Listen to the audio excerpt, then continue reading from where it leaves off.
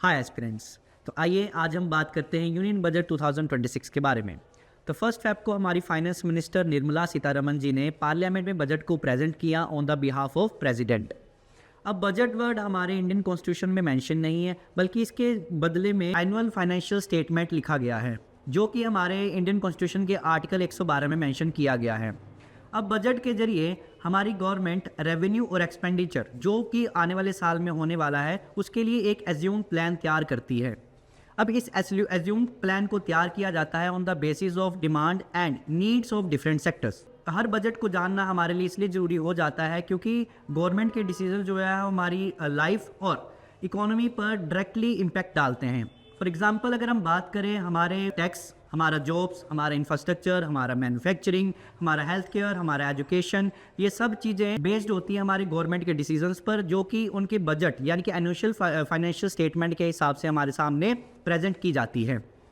और अगर हम बात करें इस बार के बजट की हाइलाइट्स के बारे में, तो सबसे पहला आएगा आपका पब्लिक कैपिटल एक्सपेंडिचर।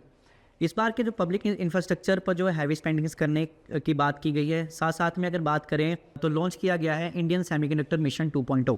इसके चलते सेमीकंडक्टर इंडस्ट्री को ग्रो करने की बात की गई है। साथ ही में हमारा जो फार्मा इंडस्ट्रीज़ है उसको भी ग्रो करने की बात की जा रही है, उस पर भी हैवी स्पेंडिंग्स की गई हैं। अगर हम बात करें हमारी एजुकेशन की, तो एजुकेशनल बजट भी इस बार इंक्रीज़ किया गया है और साथ ही में ई लर्निंग पर ज़्यादा फोकस करने की बात की जा रही है, उसे एक्सपेंड करने की बात की जा रही है। अगर हम बात करें हेल्थ केयर बजट के बारे में, तो हेल्थ केयर बजट भी इंक्रीज़ किया गया है ताकि आने वाले समय में अगर कोई हेल्थ केयर इमरजेंसी आती है तो उससे टैकल किया जा सके। और मेनली हम बात करें अगर डिफेंस बजट के बारे में, तो ऑपरेशन सिंदूर के बाद डिफेंस बजट को भी इंक्रीज़ किया गया है ताकि अगर आने वाले समय में ऐसी कोई सिचुएशन को फेस करना पड़ता है तो हम तैयार रहें पहले से ही।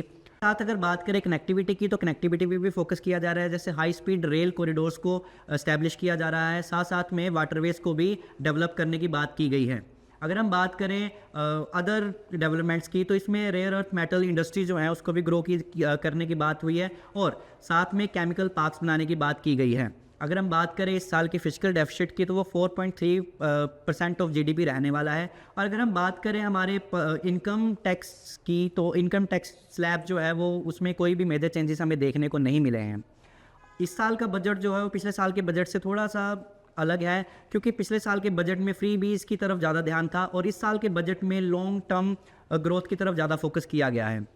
जैसे मैन्युफैक्चरिंग पर ज़्यादा ध्यान दिया गया है, इंफ्रास्ट्रक्चर डेवलपमेंट पर ज़्यादा ध्यान दिया गया है और साथ में जो हमारा टेक्नोलॉजी डेवलपमेंट है उस पर ज़्यादा फोकस किया गया है।